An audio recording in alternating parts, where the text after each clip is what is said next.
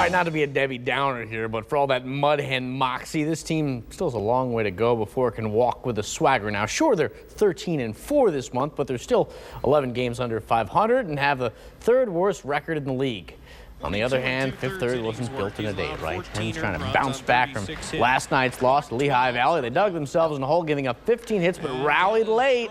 Ben Gez scoring 2 here. That made it 10-4 in the 6th. Hens would actually load up the bases on Cesar Jimenez, but he tells Danny Dorn to sit down. Toledo loses 10-6. These two squads go again one more time tomorrow. In the majors, Indians rallied last night to beat Kansas City. Tonight they played catch-up again. Michael Brantley, an 0-for-13 slump, not anymore a line drive home run. He would hit one later as well, his 3rd and 4th of the season. That cut the Royals' lead in half. Mike Aviles kept it going an inning later. This RBI single tied it at 2. Part of a 3-run 6th. Indians would go on to win by the final of 6-3.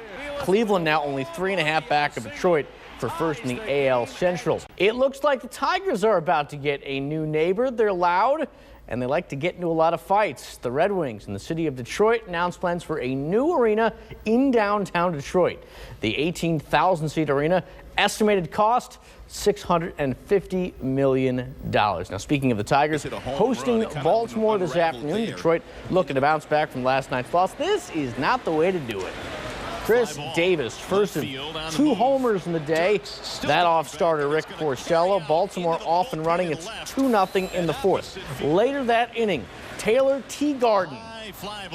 He had a walk-off homer versus Detroit last year, back to haunt the Tigers again. A 3-run blast.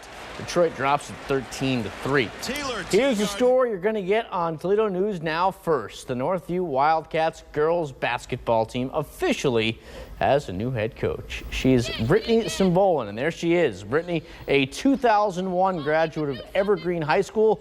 She played some college ball, also has some high school head coaching experience down in Florida.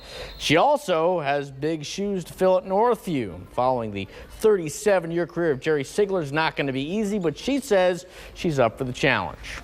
Cimbolin takes over a club that went 12-11 last year. Certainly was the first step in a rebuilding process. Before we go, Dave Clausen and his coaching staff on the field, hard at work this week, working with the football stars of tomorrow. All right, how about a few days after tomorrow? These were not high school recruits. These were kids taking part in the BG football camp. 60 kids from ages 5 to 13 showed up at the Doit, including Clausen's own 2 kids. Then you see. And that's T-Sports. I'm Mike Lacett.